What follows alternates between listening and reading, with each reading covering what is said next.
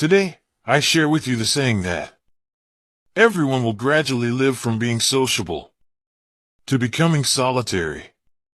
Sociability and solitude. These two seem contradictory, but in reality, they are not. When young, we choose to be sociable because we haven't experienced life in circles. Therefore, we must try it well. At a certain age, such as middle and late years, we will choose not to be sociable, rarely interacting with strangers. This is because we have already experienced much and seen through everything in the world. When young, we love to call friends over from time to time to eat and chat at home. Firstly, because at home, we are not constrained by the environment of restaurants, and the conversation is freer. Secondly, it enhances the friendship between friends. Sometimes you visit someone else's house. Sometimes others come to your home. Gradually, the feelings deepen. Back then, we believed that sincerity between friends was a good thing.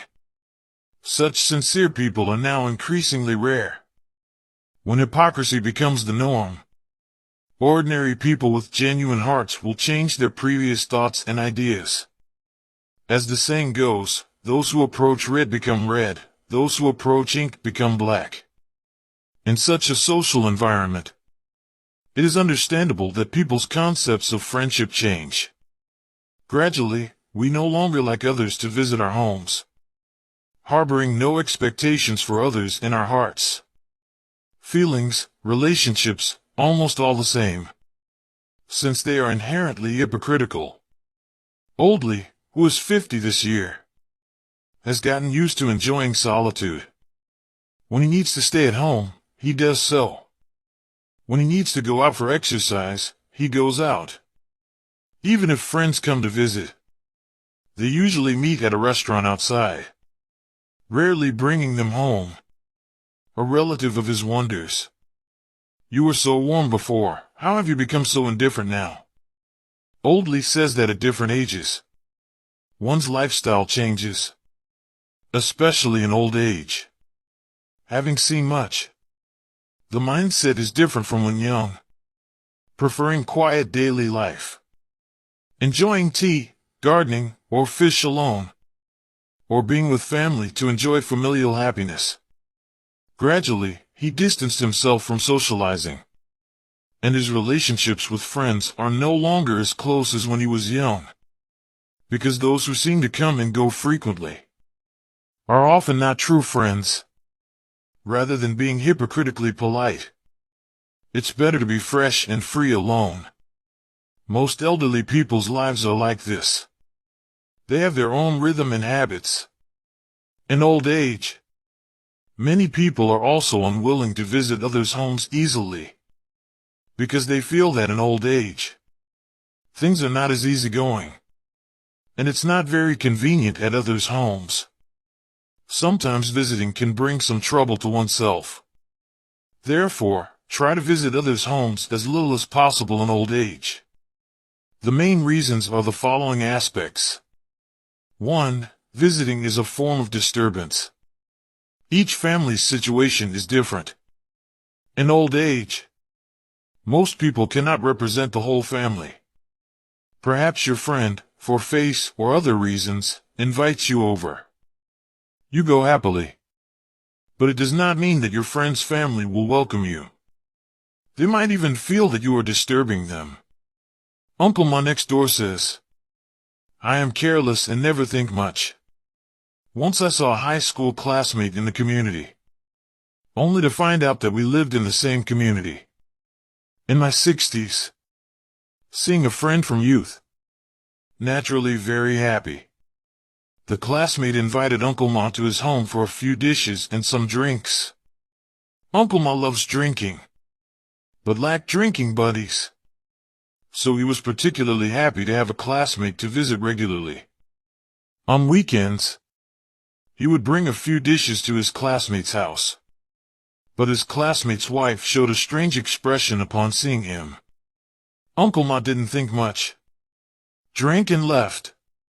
In the following days, he visited his friend for drinks every few days. But after a few visits, his classmate said, "Every weekend you come to drink. My wife and children have big opinions. They feel their life is disturbed." Uncle Ma realized that the initial invitation was just a polite remark. He took it seriously, thinking they really welcomed him. 2. Frequent visits can cause trouble. In old age, the most feared is having nothing to do. Having someone to chat with is great. So, some elderly who get along well with their neighbors visit each other frequently to pass the time. Though it seems like such days are much richer, frequent visits might not be a good thing. Because with many people, many words. Gathering together might result in saying something inappropriate, causing unnecessary trouble and disputes in life. Ms. Wong upstairs says, "I'd rather stay home alone watching dramas than visit others." Because Ms. Wong had conflicts with her daughter-in-law due to visits, her son scolded her harshly. Ms. Wong is enthusiastic. After retirement, she dances in the square with some ladies from the community. On rainy days, they take turns visiting each other's homes to chat and eat. Once at Ms. Lee's home, someone started talking about relationships with daughters-in-law. Ms. Wong mentioned her daughter-in-law's lack of initiative at home, and how marrying an only child was a bit of a downside due to being spoiled. The remark was meant to be casual, but somehow, it reached her daughter-in-law's ears, becoming that Ms. Wong was very dissatisfied with her, and that her daughter-in-law had married above her station, living with her son and daughter-in-law. The situation became very awkward. She wanted to explain, but her daughter-in-law had a cold attitude, and her son scolded her for gossiping. Because of this, Ms. Wong felt visiting was not good. It's enough to dance together. Talk less about others. Afterward, go home. No need to get too close. Too many words might get twisted. 3. Different economic conditions can cause psychological imbalance. Even if living in the same community, each family's situation is different. Some are better off. Some are worse off. If each stays at home, no problem arises. However, if two families with significant economic differences frequently visit each other, the wealthier one might show superiority, making the less wealthy one uncomfortable, creating a psychological gap. Even the elderly subconsciously compare. After all, everyone wants a better life. Visiting can lead to comparison and jealousy, adding mental burden, making it counterproductive. It's better to live one's own life, neither visiting others easily nor inviting others over. Live in peace. We can observe during festive times. It becomes clear. People used to visit for New Year greetings. Now they prefer staying home, sleeping, and browsing phones. Have people lost interest in traditional celebrations? Not really. Just life is too exhausting, and there's no genuine emotion between people.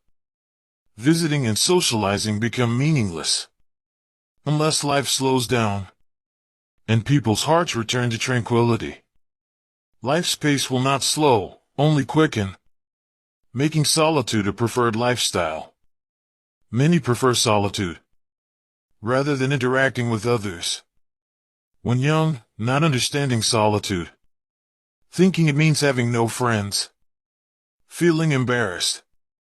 Only now do we fully understand. Living well for oneself in a complex life is the greatest success. The colder life is, the warmer our love for family. Indifference to outsiders is fine, but be sincere with family. In old age, contact with a few friends and family is unavoidable, but avoid visiting others' homes. If wanting to gather, find a place outside. lightening the physical burden, and avoiding mental stress. A win-win situation. No need for visiting and rushing to entertain, causing physical and family stress. In old age, hosting guests can be tiring or stressful, leading to many troubles. It's vital to learn to be alone, especially in old age, as people around gradually leave. Adapting to being alone helps face future challenges. Today's sharing ends here. Thank you for watching. If you like the Buddha Zen channel, don't forget to subscribe and share. Here, you will never be alone.